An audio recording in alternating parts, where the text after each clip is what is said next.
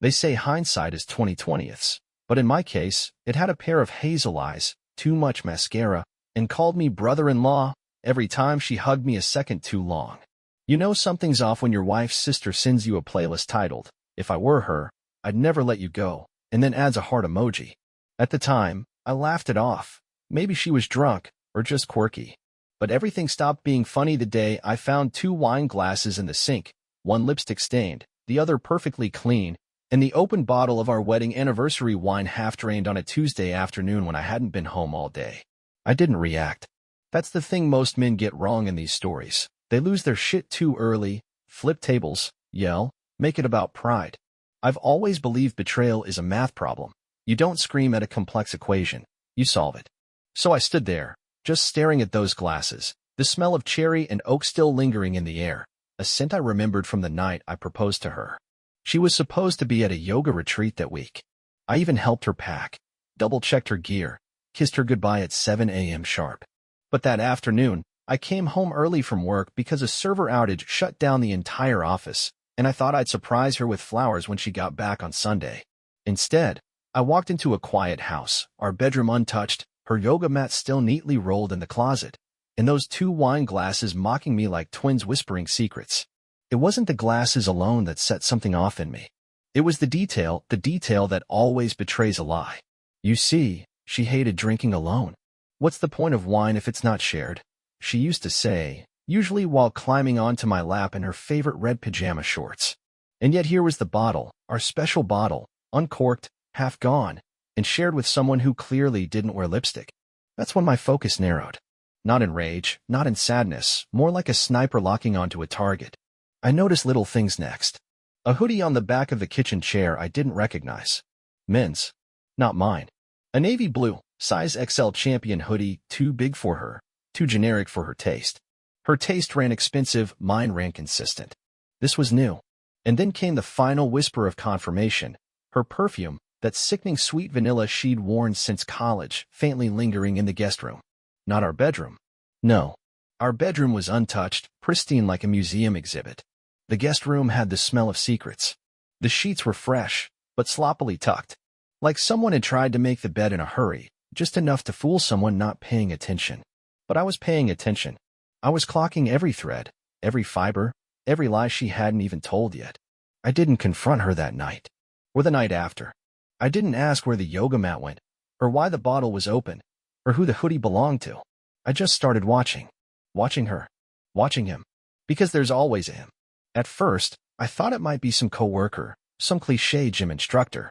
But it wasn't. No, it was someone far more pathetic. Someone who made the betrayal not just cruel, but humiliating. A nobody. But this wasn't about him. It never was. This was about her, and what she threw away. And more importantly, who was still left standing once the fire cleared. Because the funny thing about betrayal is it doesn't destroy the betrayed, it reveals them. Shows them for what they are. I wasn't the broken one. I was the quiet one. The patient one. The man she underestimated. And the man her sister never did. Before everything twisted into knots and silence, our life looked perfect from the outside, the kind of suburban bliss that Instagram influencers try to replicate with filter-heavy brunch photos and fake laughter. We had the house with the wraparound porch, the 2 dogs that matched like salt and pepper shakers, and the kind of rhythm that felt comfortable, worn in, and safe. I worked from home in IT, ran a consulting business, made good money, and had the kind of flexible schedule that let me be the man who made her coffee every morning, 2 sugars, splash of almond milk, always in that blue mug with the chip on the rim. She used to laugh when I handed it to her, saying, "You'll never let this cup die, huh?" And I'd say, "Some things don't need fixing." But eventually, the cup sat unused. She started skipping breakfast, claiming intermittent fasting was part of her new health journey. Fine, I thought. People evolve. But it wasn't just the cup that disappeared, it was her presence. Slowly, like someone turning down the volume on a song you didn't know you loved until you couldn't hear it anymore. She still smiled, still kissed my cheek before heading out, still asked how my day was. But her eyes were always somewhere else. And that kiss? It began to feel like a habit, like checking off a box on a to-do list. She started going for longer walks. "Just need time to think," she said. Nothing wrong with that. Except one night. She came home with makeup smudged and her hair pulled up in a way I hadn't seen since our early dating days. I asked how the walk was. She said, therapeutic, and walked past me like I was furniture. Later that week, she changed her phone password. I didn't say a word. I wasn't the kind of man to police her. I believed love had to be built on trust, or it wasn't worth anything at all. And so I trusted. Even when she started buying clothes that didn't match her usual style, low-cut tops, tight jeans, a leather jacket that screamed someone else picked this out for me. She said she was reinventing herself. I need to feel powerful again, she told me one night.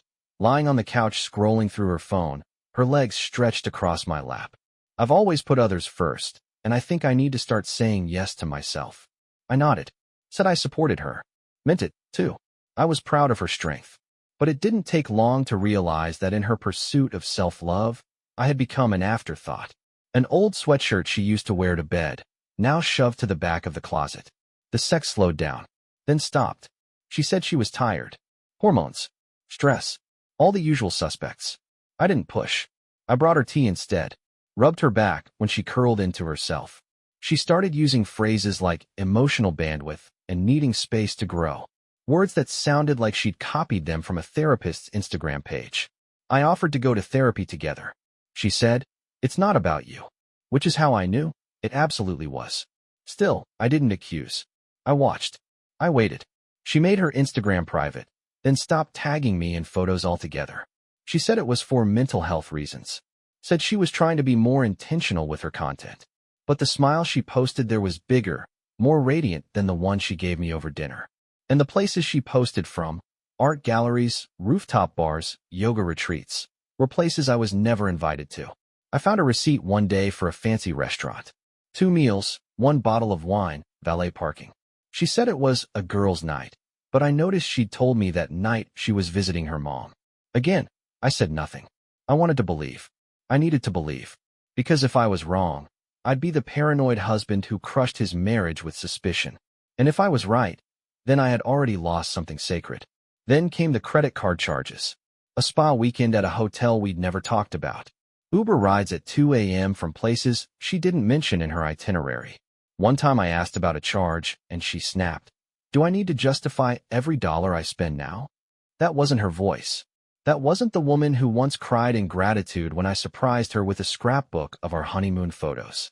She used to call me her safe place. Now she barely looked up from her phone when I entered the room. I remember sitting across from her at dinner one night, watching her cut her steak into perfect little cubes, her face calm, her nails freshly done, her phone lighting up again and again as she ignored it with a fake smile. I said, "You seem happy lately." She looked up, blinked, then said, "I am. I finally feel like I'm coming back to life." I smiled back, but inside, something cracked. Because her smile had returned, but I wasn't part of it. It was a Tuesday night when everything inside me died without a sound, like a candle snuffed out in a room no one was watching. She was supposed to be at a late networking dinner, something about a new mentorship program she was spearheading, full of jargon about empowerment and breaking glass ceilings. I stayed home, finished some client work, fed the dogs, and figured I'd surprise her by setting up a bath for when she got back, lavender salts, her favorite wine chilled, the little things I still did to remind her that love doesn't disappear just because it stops being acknowledged. But it wasn't the bath that broke me. It was the sound her iPad made, a soft ding from the kitchen, forgotten on the counter under a pile of mail. I wasn't snooping. I wasn't even thinking. I just tapped the screen without knowing why, the way you'd swat a fly out of habit, and there it was, a message preview, simple and venomous. Can't stop thinking about last night. You wore me out, smiling face with horns. Can we do round 2 this weekend? The name was saved as Maya's Book Club, complete with a fake profile pic of some middle-aged librarian type. Cute, clever, and completely pointless now. I stood there staring at the screen, my thumb hovering like I might scroll, might search, might dive into the pit, and start drowning in every lie I hadn't wanted to see. But I didn't scroll. I didn't even breathe. I let the screen go dark again and set the iPad back down exactly where I'd found it. No trembling hands. No racing heart. Just cold. Something calcified in my chest, and I felt this eerie stillness settle over me, like the quiet before a detonation. It wasn't just the message, it was the timestamp. Sent 30 minutes ago, which meant while I was boiling water and lighting candles. She was in some booth at a restaurant she didn't tell me the name of, smiling at another man who thought he'd stolen something precious. He hadn't. Not yet. Because what he didn't know, and what she had clearly forgotten, is that I don't fight fire with fire. I wait. I let the fire burn itself out until there's nothing left but ash and opportunity. I poured the wine into the sink, closed the laptop, blew out the candles, sat in the dark and listened to the sound of the grandfather clock ticking in the hallway, marking time like a judge waiting for a verdict. When she came home 2 hours later, she smelled like smoked meat and cheap cologne. Her cheeks were flushed, and her voice too chipper, like she'd practiced the tone on the drive back. "Dinner was amazing," she said, dropping her heels by the door. "You should have come. You'd have loved the guest speaker." I nodded and asked who it was. She blinked, just for a second too long. "Oh, Andrea something. I'll have to look it up." Then she disappeared into the bathroom with her phone, locking the door like she'd started doing every night for weeks. I listened to the shower run. I heard her hum a song I used to play for her when we slow danced in the kitchen, back when she still looked at me like I was her whole world. Now she hummed it out of tune, casually, while washing off another man's scent. I didn't feel anger. I felt precision. I saw everything suddenly in outlines and edges, like blueprints for destruction. This wasn't about saving anything anymore. It was about control. About making sure when it ended, I would be the one walking away unburned. She was still humming when I walked past the bathroom door, quiet as a shadow, already rewriting the entire future in my head. Because that message, that stupid little emoji-riddled message, wasn't just proof. It was permission, and I intended to make good use of it. I didn't sleep that night, not out of grief or rage, but out of calculation. While she lay beside me, freshly showered, scrolling through her phone with that dead smile she reserved for our shared moments, I stared at the ceiling with my eyes open and my heart locked behind steel. I started by memorizing her phone pattern from the corner of my eye, catching the subtle flick of her thumb each time she checked her screen when she thought I wasn't looking. 5 taps. Right, down, left, up, center. Easy. People are creatures of habit, especially liars. They get cocky when they think you're clueless. The next morning, she left for a morning run, something she hadn't done in 3 years, suddenly inspired by mental clarity. She took her phone with her, of course, but she left the iPad again, careless in her little world of empowerment quotes and bulletproof deceit. While she was gone, I synced her messages through iCloud. Didn't even need to dig deep, just mirrored the text to my laptop, quietly, efficiently. Every message from Maya's book club now came straight to me. Every emoji, every typo-laced sext, every pathetic "miss you" from a man who thought he was clever because he used fake names. He wasn't. He was a walking cliché. I didn't react to anything. Not the videos. Not the shirtless mirror pics he sent. Not the one message where she told him, "You make me feel alive again," as if I hadn't spent years breathing life into her dreams. No. Instead, I started mapping patterns. I watched her leave for fake appointments and screenshot the Uber routes she took. She always used the same drop-off point, a parking lot 2 blocks from a budget hotel with hourly rates. She never went inside alone. He always arrived first. I waited a week before my next move. In that time, I complimented her more, brought her flowers, told her I was thinking about getting away for a weekend together, maybe rekindling things. She smiled, touched my arm, said that sounded really nice, even as her phone vibrated behind her back with a message that read, "When can I taste you again?" She had no idea I'd seen it, that I'd read it aloud in my head 5 times until the words meant nothing. That night, I installed a location-sharing app on her phone while she showered, renamed it to something technical sounding, like Battery Optimizer, and buried it in a folder with other apps she never touched. Within 24 hours, I had her entire movement history down to the minute. On Thursday, she told me she was working late. I nodded, kissed her goodbye, then watched from my laptop as she drove not to the office but to that same motel parking lot, where she sat in her car for 10 minutes before Loverboy's silver Hyundai pulled up beside her. They didn't get out. They just sat there, talking, laughing. I imagined them laughing about me, about how blind I must be. I took screenshots of the location, downloaded the GPS logs. The next day, I scheduled a fake flower delivery to her office, anonymously, to confirm if she was actually there during the hours she claimed to be. Reception said no one by that name had been in that day. She was working remotely, apparently. Meanwhile, the app showed her 15 miles away, inside a gym I didn't even know she had a membership for. I started compiling evidence. Not for court. Not for confrontation. For precision. Like sharpening blades before surgery. I made copies of everything: texts, photos, timestamps, receipts. I followed her best friend's Instagram, noticed that she started posting stories from events my wife never mentioned attending. So I followed her. Not in person, digitally. Cross-referenced tags, checked check-ins, spotted one story with a familiar arm, my wife's bracelet glinting in the edge of a boomerang, holding a drink she once told me she hated. I messaged her best friend from a fake account, posed as a guy she once ghosted years ago. Flirted a bit, got her to talk. People like that always talk. In one casual slip, she mentioned their little double dates, confirming what I'd already suspected. It wasn't just my wife betraying me.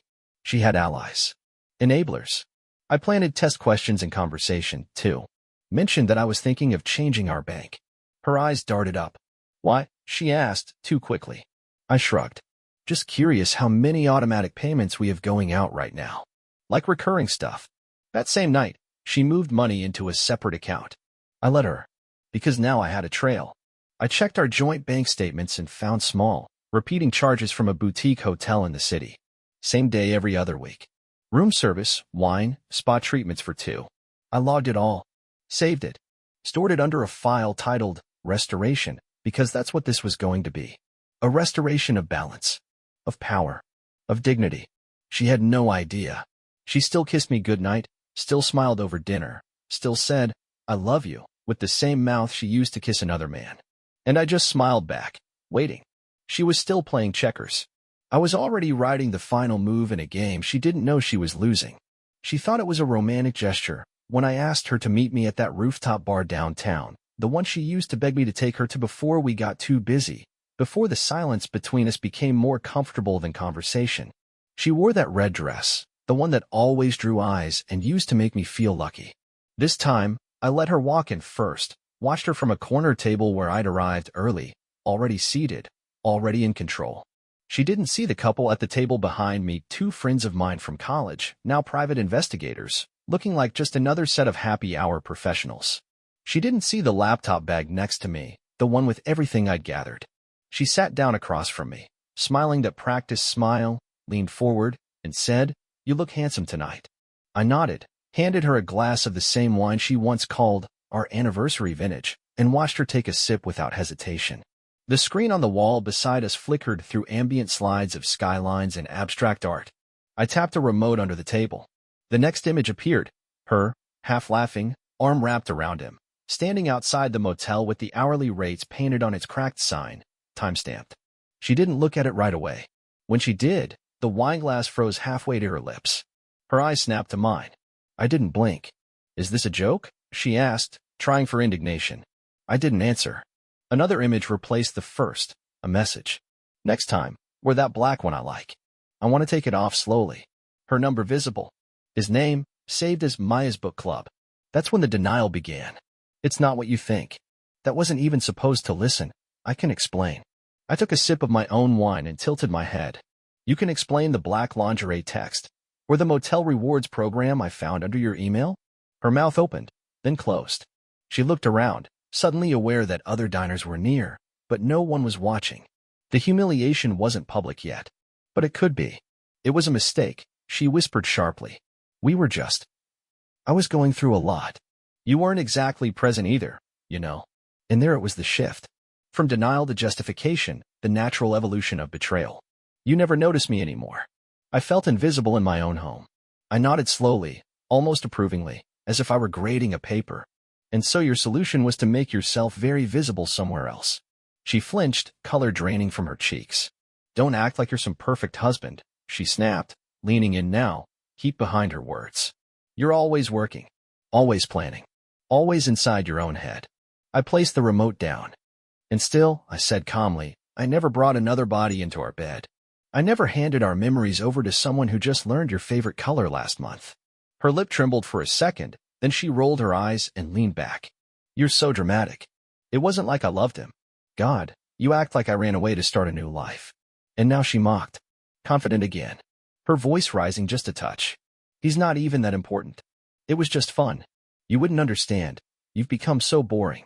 I watched her spiral, knowing every word she spat out was another nail she didn't realize she was hammering into her own coffin.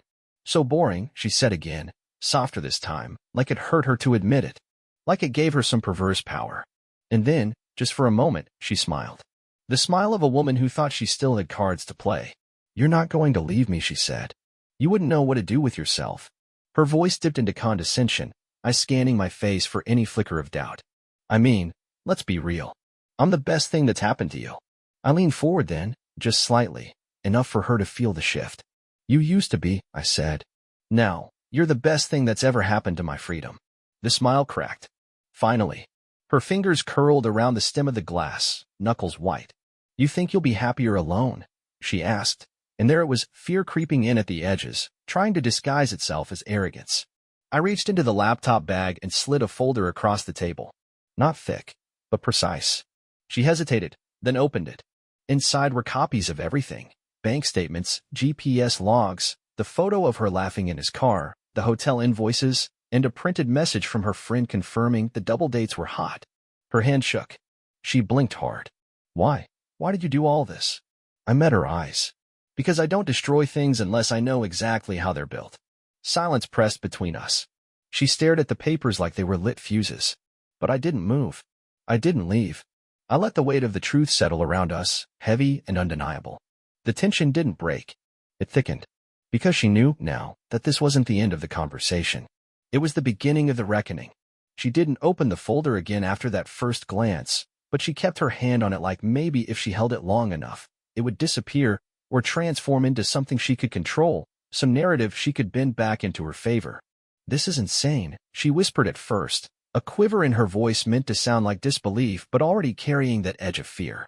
You've been spying on me? She asked, louder now, trying to redirect the moral weight back toward me. You invaded my privacy. I didn't answer. I didn't even blink. I just watched her. That silence, that unflinching stillness, it unraveled her faster than shouting ever could. She leaned forward, eyes wide and glassy, her fingers trembling now as she hissed. Do you even hear yourself? You stalked me. She was playing the victim, spinning the wheel. This is abuse, she spat. You're trying to trap me, control me. Still, nothing from me. She wanted a reaction, needed it, fed off it, and I gave her none.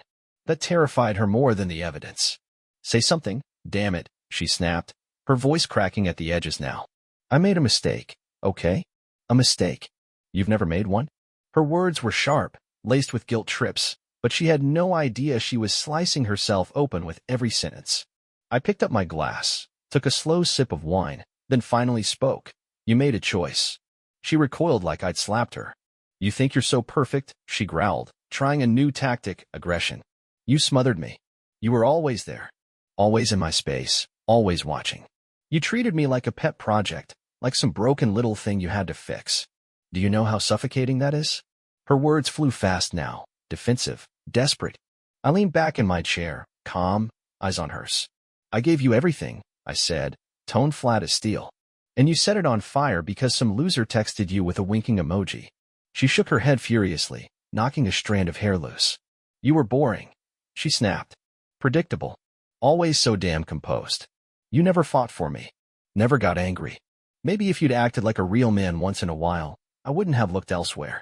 I smiled faintly, the kind of smile that's colder than any glare. No, I said. You looked elsewhere because you have the emotional loyalty of a paper towel. She slammed her hand on the table, drawing glances from a nearby couple, but she didn't care. Her volume rose, her words cracked. You don't get it. You never saw me. Not really. You saw who you wanted me to be. Your perfect little wife. Your project. Your prize. I nodded once. And you became none of those things. You became a liar who couldn't even lie well. She faltered. Just for a breath. Her mouth hung open, caught between another insult and the realization that I wasn't fighting, I was sentencing. I gave you the best years of my life, she hissed. And I made you, I said, cutting through her like glass. You were nothing when we met. I built the life you now cheat in. The car you used to meet him? I bought it. The credit card you used at that motel? My name on it. The stability you took for granted while playing empowered little daydreams? I crafted every brick of that stability. And you pissed on it. Her lip trembled. The mask cracked. She dropped her gaze, voice small now. So what? This is it? You're just gonna throw it all away. I didn't answer. That silence was her answer. She looked up again, and now the anger was gone. Now there was only panic.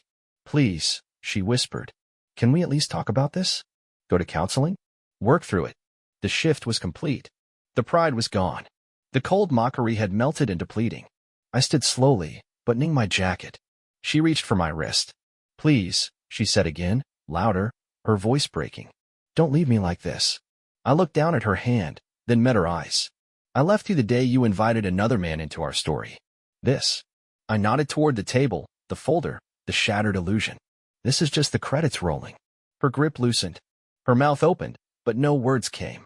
She didn't cry, not yet. Not here. She was too proud, even in ruins. But I saw it.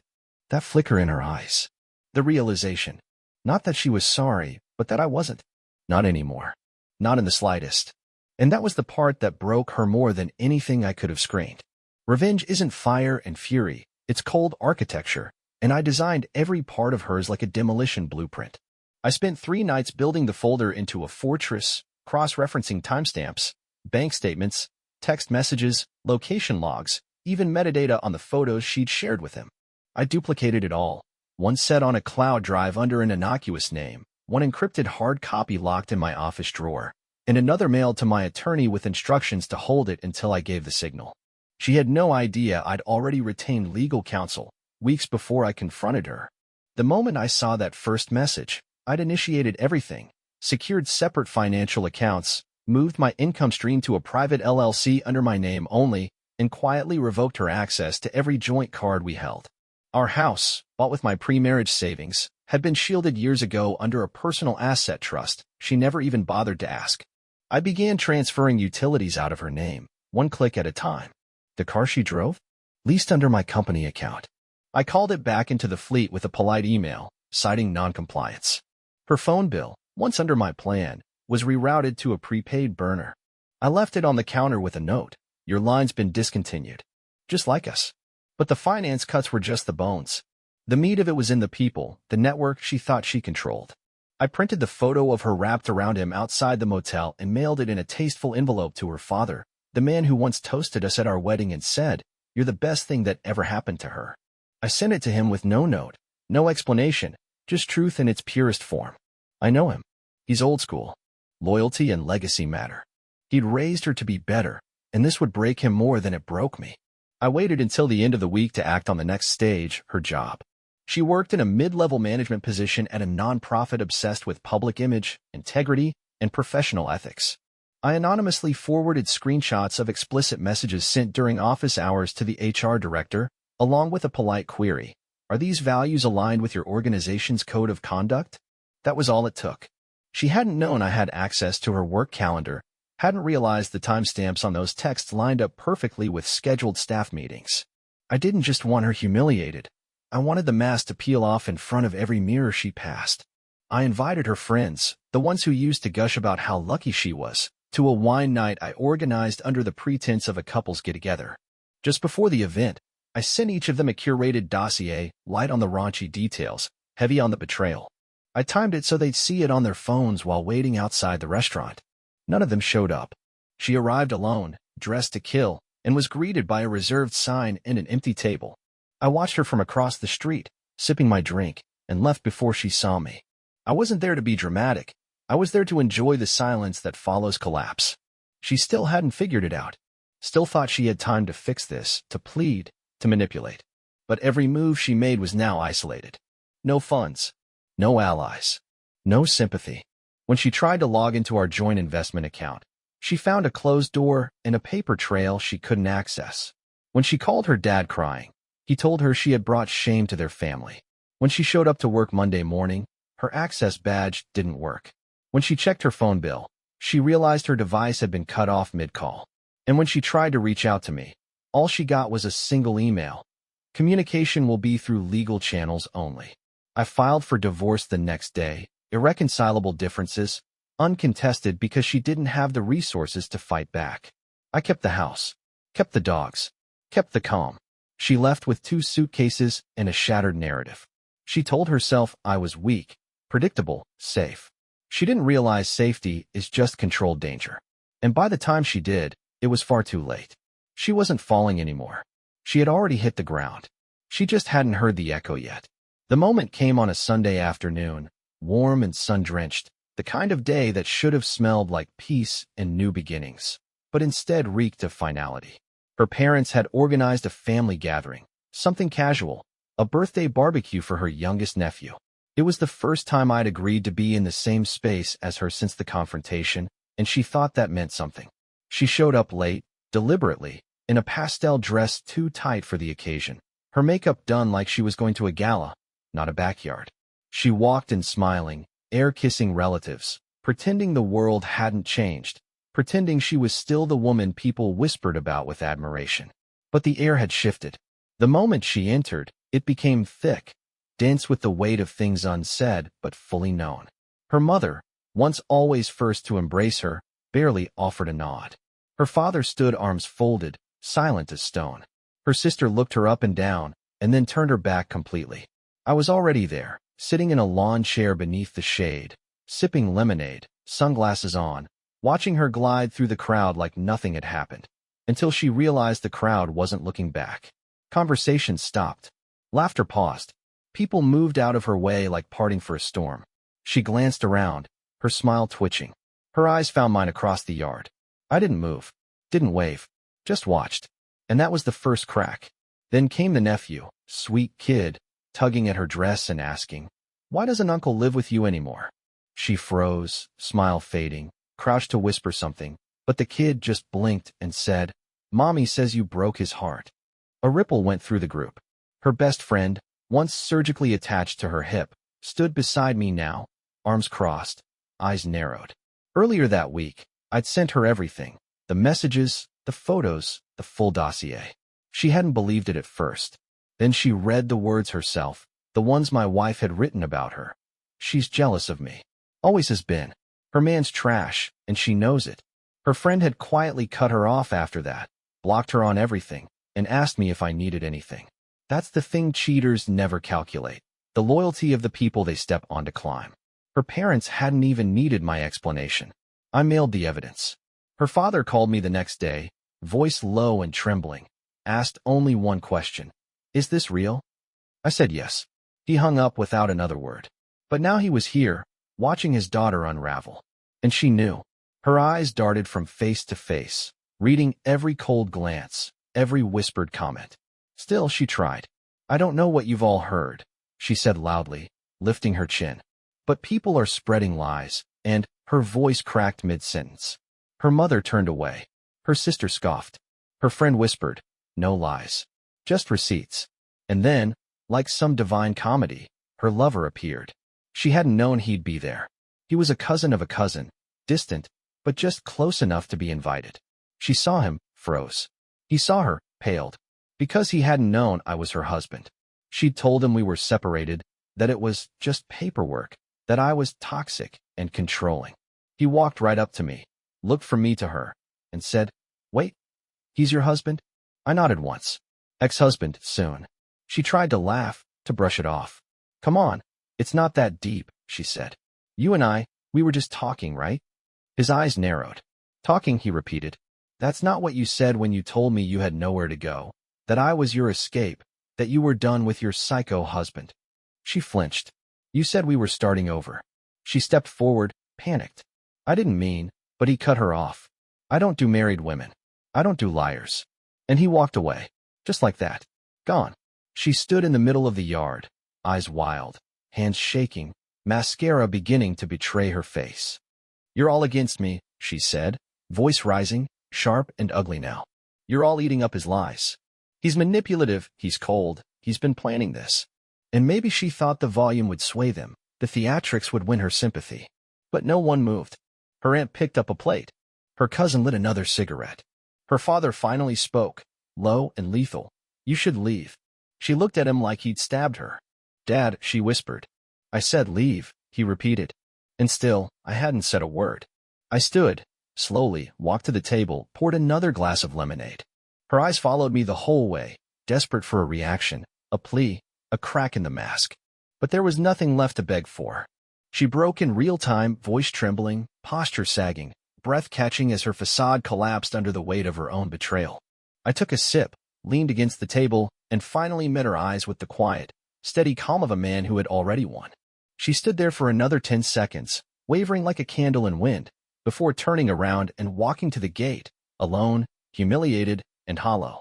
And I just watched. Not out of cruelty, but because that's what she feared most, me, still standing, still composed, still there. It happened 2 weeks after the barbecue, during what was supposed to be a neutral family dinner at her parents' house, an attempt, orchestrated by her mother, to bring closure and keep things civil. I knew better. I went because I wanted it to happen. I wanted her to erupt where everyone could see the monster I'd been dissecting in silence. The room was filled with people who once adored her parents, her younger brother, my sister, a few mutual friends who still believed we were a fairy tale gone wrong instead of a nightmare with pretty lighting. She walked and dressed like she hadn't shattered her own life, wearing that fake warmth, smiling like nothing had happened. She greeted everyone like a movie star visiting the set of her former show, trying to reclaim the stage. I didn't say a word until the wine was poured and the table was full. Her father looked at me with tight lips and tired eyes, nodding like he knew what was about to come. Then she made the mistake. She turned to me, fake laugh in place, and said loud enough for the table to hear, "So, are you finally ready to stop playing victim and talk like adults?" The room went still. I set down my fork. "Playing victim?" I said, voice calm, deadly. "You mean after you turned our marriage into a rehearsal space for lies?" She blinked, still smiling, eyes darting. "Oh, come on. I made mistakes. We both did." I leaned in. "Name one mistake I made that involved a hotel key, another man's bed, and a text message you accidentally sent me instead of him." Gasps. A glass clinked against a plate. Her mother's hand flew to her mouth. Her brother looked away. She stood up, face flushing crimson. "You really want to do this here? In front of everyone? You think dragging this out in public makes you the bigger man?" I stood too, slowly, not raising my voice, but making sure everyone heard. "No, I think exposing the truth is the only way to clean out rot." "And you? You've been rotting for years. You just kept spraying perfume over the decay." "You're unbelievable," she hissed. "You couldn't make me happy, and now you want to punish me for it?" "No," I snapped, the sharpness slicing the air. "I'm punishing you for pretending to be someone decent while gutting me behind closed doors." Her eyes went wild now, desperation creeping in. "You were boring, cold, robotic. I felt like I was married to an ATM that occasionally made dinner." My sister stood up, jaw tight. "You said he was abusive," she said to her, voice shaking. "You said he controlled you." I turned to the room. Show of hands, who here ever saw me yell at her? Demean her? Block her from doing anything? No hands rose. Her father's face was ashen. She turned to her mother. "Mom, tell them. Tell them how he used to enough," her mother whispered. "I've seen the messages." Her mouth opened. Closed. Opened again. Then she turned to her lover. Yes, he was there, like an idiot who thought this would go differently.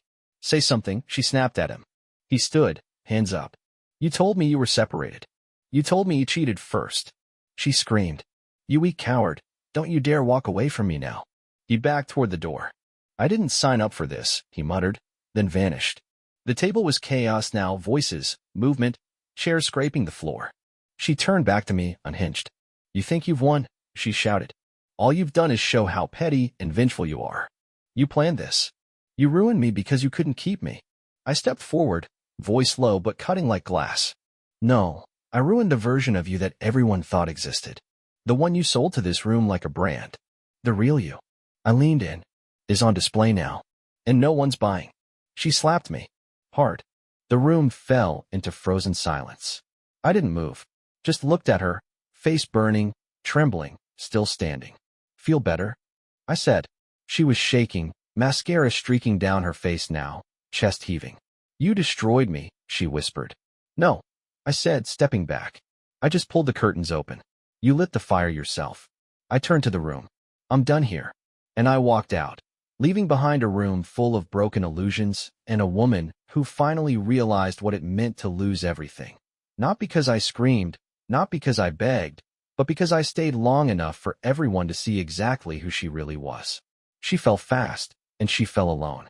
After that final confrontation, she disappeared for a while, ran to her sister's place, tried staying with a friend, but the walls had already closed in. Word had spread. Screenshots had circulated. Her carefully curated image collapsed under the weight of every lie she ever told. Her job let her go under the excuse of restructuring, but everyone knew it was about reputation. Donors asking questions, colleagues pulling back, HR whispering behind glass doors. Her inbox dried up, her LinkedIn turned to tumbleweeds, and the same co-workers she used to gossip with now avoided her in grocery aisles, crossing to the other side like she carried something contagious. Her social media went silent, then private, then gone. Friends she'd known for years blocked her, unfollowed her, removed her from group chats without ceremony. Even her parents, once her last shield, gave her the cold shoulder. Her father wouldn't answer her calls, her mother gave her one-word replies, and her brother told her point blank she was dead weight to the family. She moved to a cheaper city, somewhere with no connections, took a job in a strip mall nail salon where no one asked about her past. The affair partner? Gone within a week. Ghosted her the moment his name came up at the dinner table. She messaged me 3 times that first month. The first was denial. I know I messed up, but we can talk, right? After everything we've been through. The second was guilt. I'm sorry. I didn't mean to hurt you. You were the best thing I ever had. The third came late at night. Weeks later, desperate and broken. I still love you. I think I always will. I read each one in silence. I never replied. The silence was louder than anything I could have said. Then, one night, she showed up at my house, unannounced. I heard the knock and knew instantly. When I opened the door, she looked unrecognizable, hair tangled, face pale, eyes swollen, like she hadn't slept in days. She stood there for a moment, trying to form words, but nothing came. I didn't invite her in. I didn't need to. She started crying, right there on the porch, shaking, saying she didn't know who she was anymore, that she couldn't breathe, that she missed me, needed me, wanted to start over, that she'd do anything, to make it right. I just looked at her, silent, unmoved, watching her fall apart like a mirror dropped from a great height. And when she finally asked, voice cracked and trembling, "Can't we just go back to how it was?" I answered with the last thing I ever said to her. I don't even recognize the person I used to love. Then I closed the door, slow and deliberate, leaving her in the cold night with nothing but the echo of everything she threw away. And that was the end. No fanfare, no final fight, just the soft, permanent sound of a door locking for good. Thank you for listening to my story. Let me know where you're from. And if you enjoyed it, I'd love to hear what part hit you hardest.